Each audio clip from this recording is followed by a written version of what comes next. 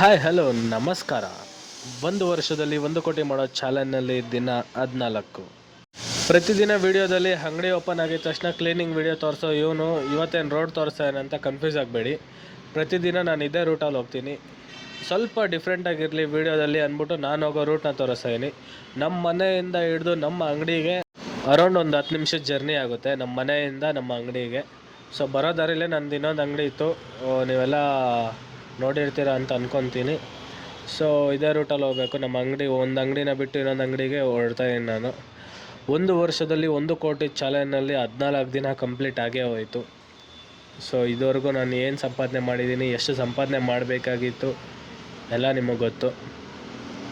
ನೋಡೋಣ, ಈಗ ಚಿಕ್ಕ ಚಿಕ್ಕ ಹೆಜ್ಜೆ ಇಟ್ಟು ಮುಂದೆ ಹೋಗ್ತಾಯಿದ್ದೀನಿ. ಮುಂದೆ ಇದೇ ದೊಡ್ಡ ಹೆಜ್ಜೆ ಆಗ್ಬೋದು.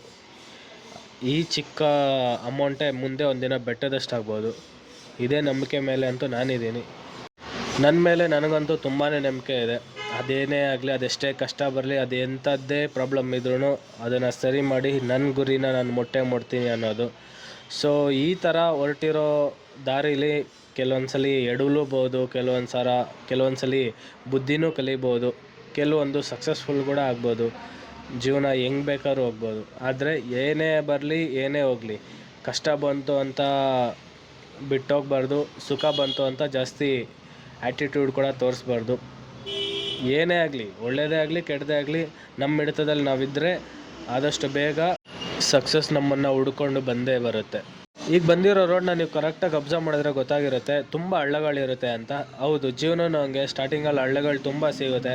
ಆ ಹಳ್ಳಗಳಿದೆ ಅಂತ ನಾವು ಅಲ್ಲೇನಾದರೂ ರೂಟ್ನ ಚೇಂಜ್ ಮಾಡಿದ್ರೆ ಮುಂದೆ ನಮ್ಮ ರೂಟ್ ಯಾವ ಥರ ಇರುತ್ತೆ ಅಂತ ನಮಗೆ ಗೊತ್ತಾಗಲ್ಲ.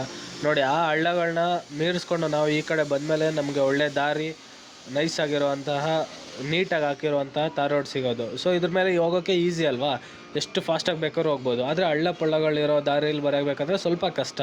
ಆದರೆ ಕಷ್ಟಪಟ್ಕೊಂಡು ಬಂದ್ರೇ ಈ ಥರ ಒಳ್ಳೆ ದಾರಿ ಸಿಗೋದು ಅನ್ನೋದು ಜೀವನಕ್ಕೂ ಇದು ಉದಾಹರಣೆ ಆಗುತ್ತೆ. ಯಾಕೆ ಅಂದರೆ ಜೀವನದಲ್ಲೂ ಹಂಗೆ, ಫಸ್ಟ್ ಕಷ್ಟಗಳು ಬರುತ್ತೆ ಅಂತ ಹೆದರ್ಕೊಂಡು ನಾವು ಬೇರೆಯೇ ಮಾಡೋಕ್ಕೋದ್ರೆ, ಇಲ್ವಾ ಕಷ್ಟಗಳು ಬರ್ತಿದೆ ಅಂತ ಹೆದರ್ಕೊಂಡು ನಾವು ಏನು ಮಾಡೋದನ್ನು ಬಿಟ್ಬಿಟ್ರೆ ಈ ಥರ ಒಳ್ಳೆ ನೈಸ್ ರೋಡು ಇಲ್ಲ ಒಳ್ಳೆ ಜೀವನದಲ್ಲಿ ಒಳ್ಳೆ ದಿನಗಳೇ ಬರಲ್ಲ.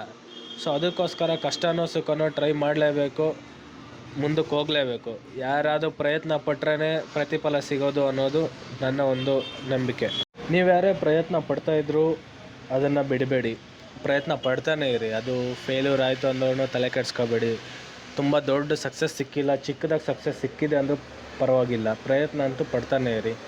ಗೊತ್ತಿಲ್ಲ ಅಲ್ವಾ ಯಾವಾಗ ಯಾವುದು ದೊಡ್ಡದಾಗುತ್ತೆ ಅಂತ.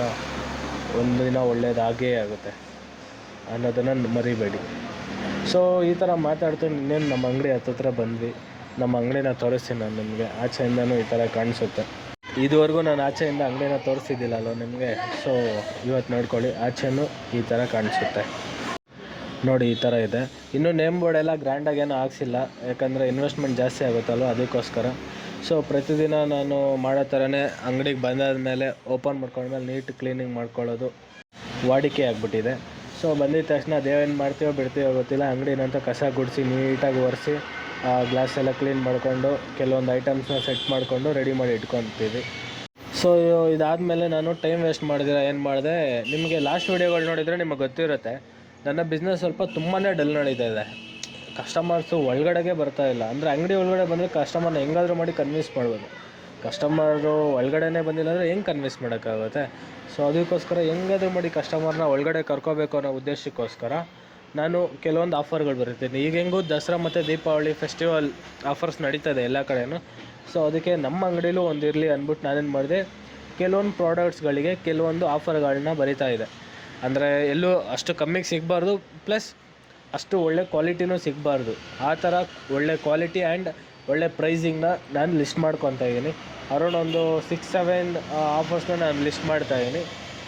ನೆಕ್ಸ್ಟ್ ವೀಡಿಯೋದಲ್ಲಿ ಅಥವಾ ಅದಕ್ಕೆ ನೆಕ್ಸ್ಟ್ ವೀಡಿಯೋದಲ್ಲಿ ನಾನು ನಿಮ್ಗೆ ಹೇಳ್ತೀನಿ. ಈಗ ಸದ್ಯಕ್ಕೆ ಯಾಕೆ ಇದನ್ನು ಹೇಳಿದೆ ಅಂದರೆ, ಲಾಸ್ಟು 2-3 ಡೇಸಿಂದನೂ ಈ ಬಿಸ್ನೆಸ್ ಇಲ್ಲ ಅಂತ ನಿಮಗೆಲ್ಲ ಹೇಳಿದೆ. ಸೊ ಅದಕ್ಕೋಸ್ಕರ ಈ ಆಫರ್ಗಳನ್ನ ಬರೆದು ನಾನು ಅಪ್ಲೋಡ್ ಮಾಡೋಣ ಆ್ಯಂಡ್ ಪಾಂಪ್ಲೆಟ್ ಎಲ್ಲ ಹೊಡಿಸಿ ಕೊಡೋಣ ಅನ್ನೋದು ಲಾಸ್ಟ್ ಟೈಮು ನಾನು ಮಾತಾಡಾಗಿತ್ತು. ಸೊ ಅದಕ್ಕೋಸ್ಕರನೇ ಈ ವಿಡಿಯೋದಲ್ಲಿ ನಾನು ಏನೇನು ಆಫರ್ಗಳು ಕೊಡ್ಬೋದು ಅಂತ ಲಿಸ್ಟ್ ಮಾಡ್ಕೊತಾ ಇದ್ದೀನಿ, ನಿಮಗೆ ಹೇಳ್ತಾ ಇದ್ದೀನಿ ಅಷ್ಟೇ.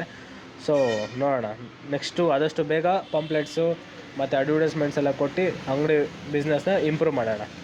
ಇನ್ನು ಲಾಸ್ಟ್ ವಿಡಿಯೋ ನೋಡಿರೋರ್ಗಂತೂ ಗೊತ್ತೇ ಇರುತ್ತೆ ನನ್ನ ಲಾಸ್ಟ್ ಅರ್ನಿಂಗ್ಸ್ ಎಷ್ಟಾಗಿತ್ತು ಅಂತ. 36,500 ರೂಪಾಯಿ ನನ್ನ ಒಟ್ಟು 13 ದಿನಗಳ ಸಂಪಾದನೆ ಆಗಿದೆ. ಇದು ಸಾಕಾಗಲ್ಲ ಅನ್ನೋದು ನನಗೂ ಗೊತ್ತು, ನಿಮಗೂ ಗೊತ್ತು. ಆದರೂ ಟ್ರೈ ಅಂತೂ ಮಾಡ್ತಾಯಿದ್ದೀವಿ ಅನ್ನೋದು ಮನಸ್ಸಲ್ಲಿರೋ ಅಂತಹ ಒಂದು ನೆಮ್ಮದಿ. ಸೊ ನೋಡೋಣ 14ನೇ ದಿನ ಎಷ್ಟಾಗುತ್ತೆ ಅಂತ. 1 ವರ್ಷದಲ್ಲಿ 1 ಕೋಟಿ ಮಾಡೋ ಚಾಲೆಂಜ್ನಲ್ಲಿ 14ನೇ ದಿನ ನಾವಿದ್ದೀವಿ. ಈ ಒಂದು ದಿನ ಎಷ್ಟು ಅರ್ನಿಂಗ್ಸ್ ಆಗುತ್ತೆ ಅಂತ ನೋಡೋಣ.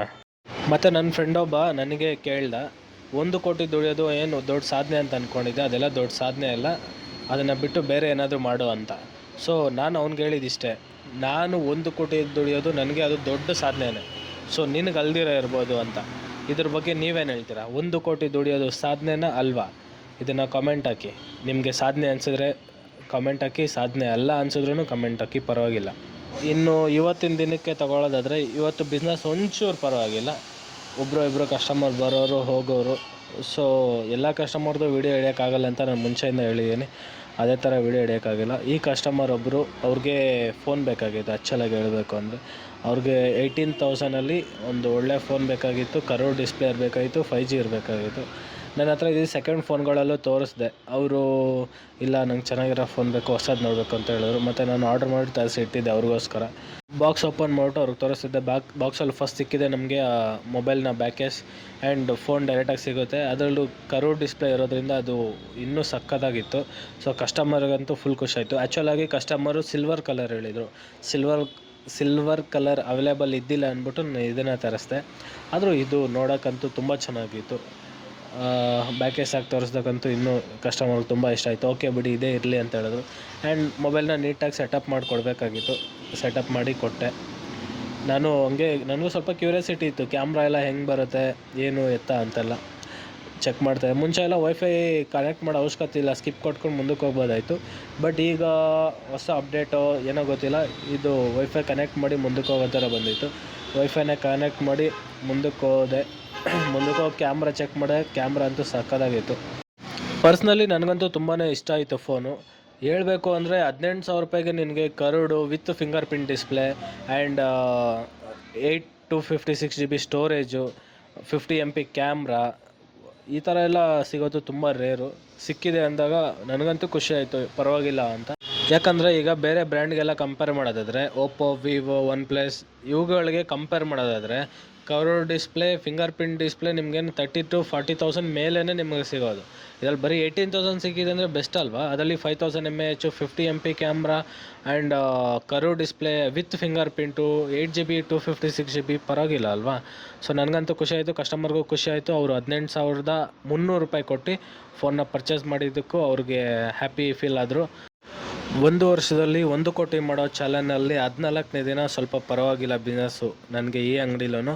ಆದರೆ ಇವತ್ತು ಸೇಲ್ ಆಗಿರೋಂಥ ಈ ಮೊಬೈಲ್ ವ್ಯಾಲ್ಯೂನ ನಾನು ಕೌಂಟ್ ಮಾಡ್ಕೊತಾ ಇಲ್ಲ. ಯಾಕೆಂದರೆ ಈ ಮೊಬೈಲ್ ವ್ಯಾಲ್ಯೂಲಿ ನನಗೆ 300 ರೂಪೀಸ್ ಅಷ್ಟೇ ಪ್ರಾಫಿಟ್ ಇರೋದ್ರಿಂದ ನಾನು ಬರೀ 300ನ ಕೌಂಟ್ ಮಾಡ್ಕೊತಾ ಇದ್ದೀನಿ. ಸೊ ಇವತ್ತು ನನಗೆ ಈ ಅಂಗಡಿಯಿಂದ ಒಟ್ಟು 1,000 ರೂಪಾಯಿ ನಾನು ಸಂಪಾದಿಸಿದ್ದೀನಿ. ನನ್ನ ಇನ್ನೊಂದು ಅಂಗಡಿಯಲ್ಲಿ ಬಂದ್ಬಿಟ್ಟು 490 ರೂಪಾಯಿನ ಸಂಪಾದಿಸಿದ್ದೀನಿ.